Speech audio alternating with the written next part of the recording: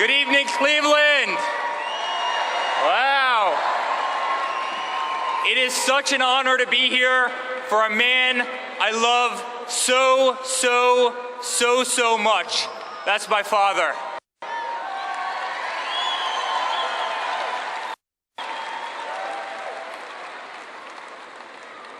"13 months ago, my father sat my family down and told us the time had come. He could no longer sit idly by and watch our beloved country, the country that had given our family so much success, so much opportunity, crumble before our very eyes. He confirmed to us that he was prepared to announce his candidacy for President of the United States. He made sure to acknowledge that ours would not be an easy path, that we should prepare ourselves for what was to come, that we'd quickly learn who our true friends were. Without hesitation, we each committed our unwavering support. But this time, none of us could have predicted what lay ahead. The records he would break, the stadiums he would fill, the movement he would start. Today, my father stands before you with the most primary votes of any Republican candidate in the history of our nation.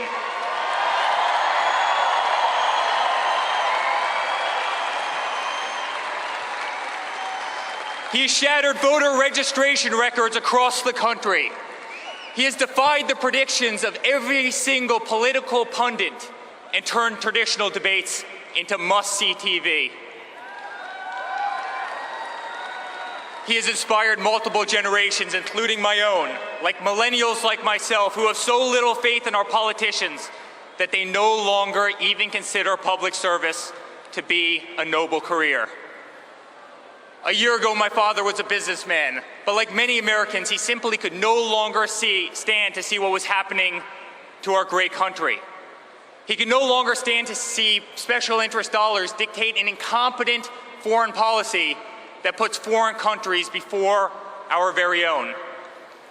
He could no longer tolerate an inept administration that considers giving $150 billion to Iran or releasing 5 radical Islamic terrorists a successful negotiation. He could no longer bear witness to our continued Second Amendment attacks.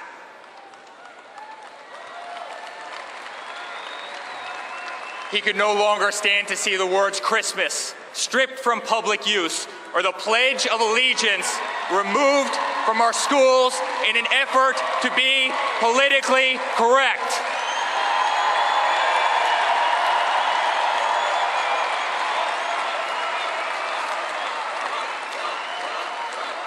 So my father made the courageous decision to set aside a company to which he has dedicated his entire life, to set aside a global brand that he has made synonymous with success, with quality, with uncompromising, just the best. At a time when the people at the pinnacle of their career, like my father, would have held fast to a lifestyle that has truly become the epitome of the American dream, my father instead chose to give that dream back to the people it had eluded for so long.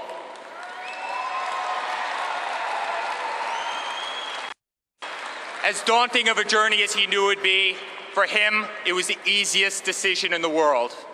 After all, who better to implement common sense business approach to this country?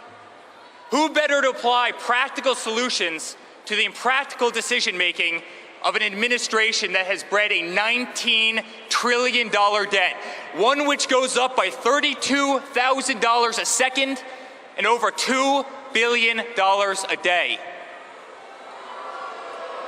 Who better implement common sense tax reductions for one of the highest taxed nations in the world, allowing our citizens a chance to keep more of what they earn as opposed to having it squandered away by our inefficient government?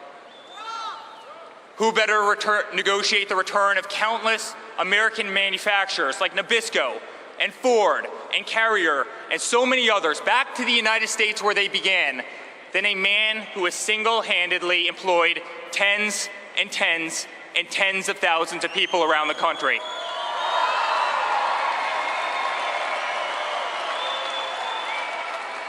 It's time for a president with common sense.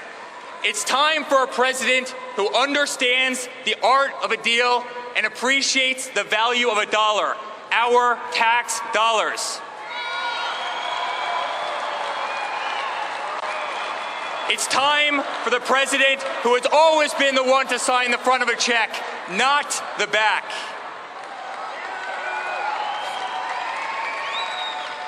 Throughout my father's career, he has been repeatedly called on by government to step in and save delayed, shuttered, and grossly over-budget public projects. Everything from the exterior of Grand Central Terminal in New York to the iconic old post office in Washington, D.C., just to name a few. Back in 1986, the city of New York tried to refurbish a simple ice skating rink in Central Park. The project dragged on for over 6 years and ballooned to over $13 million. $5 million over an already inflated budget. That's when my father, who overlooked this disastrous construction site from his office window each and every day, decided he had to step in. Disgusted by government incompetence and ineptitude, he invested $2 million of his own money in order to complete the project. What had taken the city over half a decade to botch, my father completed in less than 6 months, 2 months ahead of schedule, and over $1 million under budget.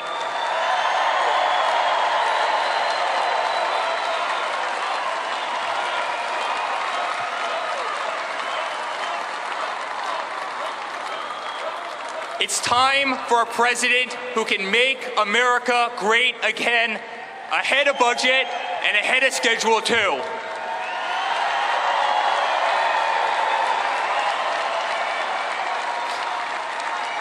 Thank you. My father has revitalized rundown neighborhoods, shaped skylines across the country, and turned dreams into reality his entire career. It's what he does. It's who he is. Oprah Winfrey once famously asked my father if he ever envisioned running for the presidency of the United States. His answer? Only if it got so bad that I had no choice. Only if it got so bad that I had no choice. Well, ladies and gentlemen, that day has come. As I travel the world with my dad building the greatest golf courses and hotels and real estate projects, I see the unmistakable look in his eyes. I see in his eyes the indignity and frustration of a domestic infrastructure back at home that is in complete disarray and no longer on par with so many other developed nations. I see in his eyes the sadness of innocent lives lost, like those of Kate Steinle and Jamil Shaw and so many others, cut short by illegal immigrants in sanctuary cities, victims of a revolving door of government ineptitude and corruption that leaves innocent Americans defenseless.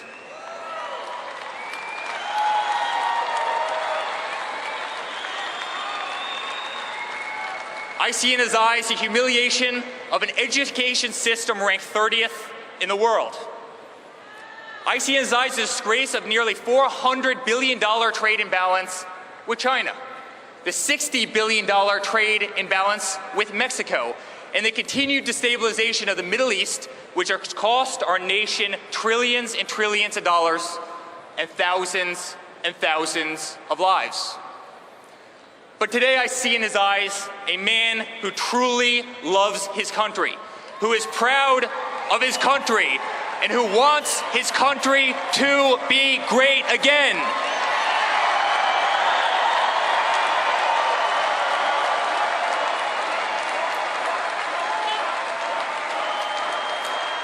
Thank you.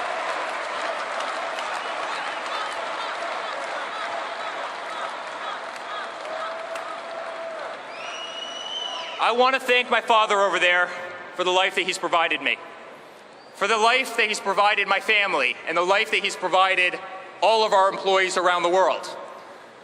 I want to thank my father for the life that he's enabled me to provide to my future children as my beautiful wife Laura and I start thinking about that amazing chapter of our lives.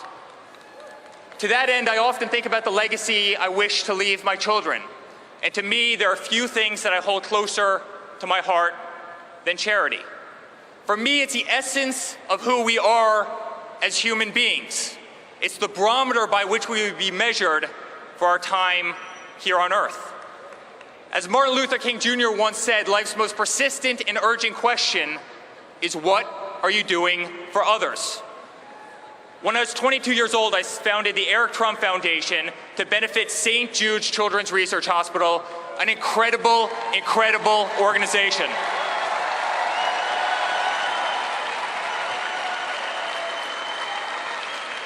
I run my foundation based on the principles my father taught me: honesty, integrity, and values. I expect other charities to be run by the same moral code, not serve as conduit for personal enrichment, not become a beacon of corruption and scandal.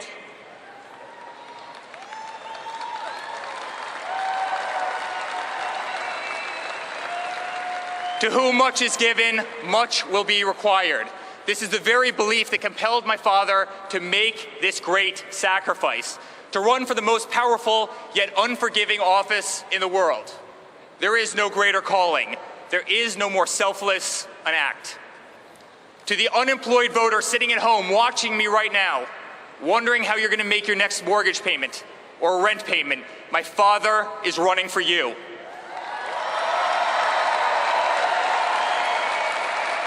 To the veteran tuning into this speech from his or her hospital, who has been ignored and disrespected by an ungrateful system for far too long, my father is running for you.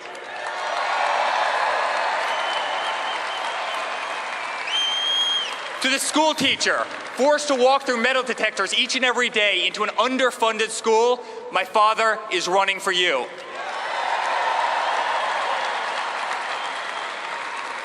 To the laborer watching me right now, forced out of a job by undocumented workers, illegal immigrants, my father is running for you.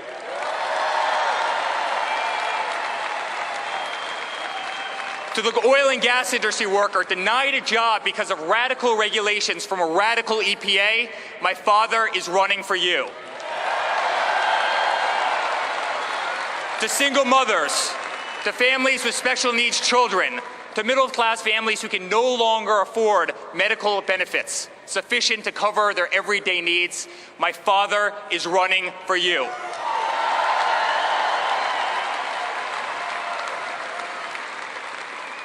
This November, I ask you to be true to yourself and vote for the candidate who you know is running for the right reasons.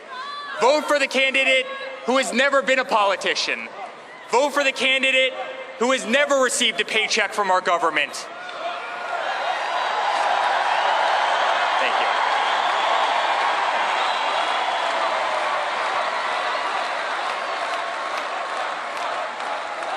Vote for the candidate who can't be bought, sold, purchased, bribed, coerced, intimidated, or steered from the path that is right and just and true.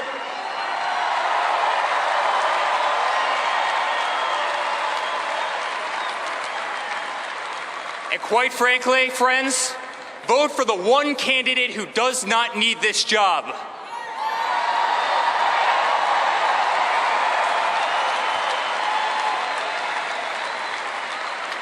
Never have I been more proud to be a Trump. Never have I been more proud to be my father's son. I am incredibly honored to be part of this journey of which he's invited me, Don, Ivanka, Tiffany, Melania, my beautiful wife Laura, our entire family to play such an integral part. Dad, you have once again taught us by example. You are my hero. You are my best friend. You are the next President of the United States.